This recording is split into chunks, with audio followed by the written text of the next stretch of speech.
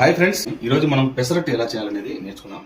As a షెఫ్గా చెప్తున్నాను, చాలా సూపర్గా ఉంటుంది, చాలా హెల్తీ ఫుడ్ కూడా. మీకు దీని గురించి క్లియర్గా చెప్తాను, ఏమేమి వేసుకుంటే బాగుంటుంది అనేది. ఇప్పుడు దీంట్లో చూడండి, నేను నానబెట్టేశాను, మీరు చూడొచ్చు.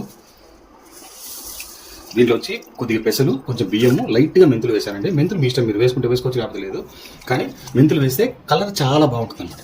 దానివల్ల నానబెట్టాను, పొద్దున్న రుబ్బేసి మీకు ఇది నేను క్లియర్గా దీని గురించి చూపిస్తాను. దోశ ఎలా వస్తుందో కూడా మీరు చూడండి. Hi friends, good morning. మనం రాత్రి పెసలు నానబెట్టుకున్నాం కదా, పెసలు అలాగే బియ్యం నానబెట్టాము, మెంతులు. దాన్ని అయితే మార్నింగ్ రుబ్బేయడం జరిగింది అనమాట. ఈ రుబ్బే విషయాలని చెప్పాల్సిన పని లేదు, అందరికీ తెలిసిన విషయమే. ఇక దీంట్లో రుబ్బడానికి మేము దీంట్లో ఏం వేసామనంటే, ఒక ఎర్రగడ్డ అలాగే ఒక 2-3 పచ్చిమిరకాయలు వేసాము. దాంతోపాటు కొద్దిగా అల్లం వేసాం, కొంచెం ఉప్పు వేసాం అనమాట. మిక్సింగ్ అయితే ఈ విధంగా వచ్చిందనమాట. దీంట్లో మనం కొద్దిగా పసుపు యాడ్ చేసుకుంటాం, కొంచెం బాగుంటుంది అది. పసుపు వేసేసాను. ఇప్పుడు దీన్ని మనం బాగా నీట్గా కలుపుకొనేసి మనం ఇలాగే ఇంకా దోశ వేసేయడమే. తర్వాత చట్నీకి శనగింజలు తీసుకున్నా అండి. కొబ్బరి చట్నీ వేసుకోవచ్చు, లేదంటే అల్లం చట్నీ కూడా ప్రిపేర్ చేసుకోవచ్చు అనమాట. నేనైతే శనక్కాయలు అలాగే పచ్చిమిరపకాయలని ఎర్రగడ్డని వేయించుకున్నాను అనమాట.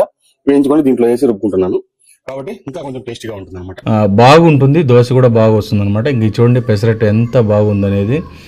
నీట్గా దోశ వస్తుంది, అప్పటికప్పుడు ఏం పైన ఉండలు కట్టడం అట్లాంటివన్నీ ఏం లేకుండా క్లియర్గా వస్తుంది. దానికి కావాల్సినట్టుగా మనం ఎర్రగడ్డ కావాలంటే ఎర్రగడ్డ వేసుకోవచ్చు, ఎర్రగడ్డ, పచ్చిమిరపకాయలు, అల్లము ఇవన్నీ కూడా వేసుకుంటే ఇంకా బాగుంటుందండి. కొత్తిమీర ఇవన్నీ కట్ చేసుకొని కూడా వేసుకోవచ్చు. టైం లేదు నాకు, అందువల్ల నేను ఈ విధంగా చేసుకుంటున్నాను అనమాట. నాకైతే ఇది ఎనఫ్, చాలా బాగుంటుంది. ఈ విధంగా మీరు దోశ చేసుకోండి, మంచి కలర్ ఉంటుంది, అలాగే దోశ తినడానికి బాగుంటుంది. ఆయిల్ వేసుకునే వాళ్ళు ఆయిల్ వేసుకోవచ్చు, గీ వేసుకునే వాళ్ళు గీ వేసుకోవచ్చు. అది కూడా కాదు, నేను ఇంకా ఉప్మా పెసరట్టు వేసుకుంటానంటే ఇంకా బాగుంటుంది.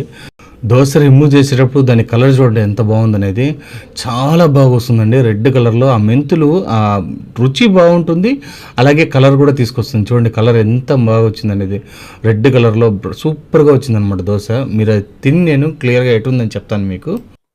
ఫ్రెండ్స్, మనకు ముందుగా పెసరట్టు చూసారు కదా, చాలా క్రిస్పీగా చాలా బాగా వచ్చింది అనమాట దోశ అయితే. కనుక మీరు కావాలంటే తినచ్చు, చాలా బాగుంటుంది, చేసుకోండి మీరు ఇంట్లో కూడా.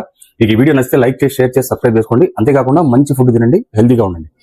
నెక్స్ట్ వీడియోలో కలుస్తాం, అంతవరకు బాయ్. ఫ్రెండ్స్, మీరు చట్నీలో మీరు ఏ వెరైటీ అయినా వేసుకోవచ్చు అండి. చట్నీ వచ్చి నేను చెనికే చట్నీ వేసుకున్నాను, ఒకసారి టేస్ట్ చూపిస్తాను మీకు. టేస్ట్ ఎలా ఉందో చెప్తాను. ఈ చట్నీలు ఇట్లా అద్దుకొని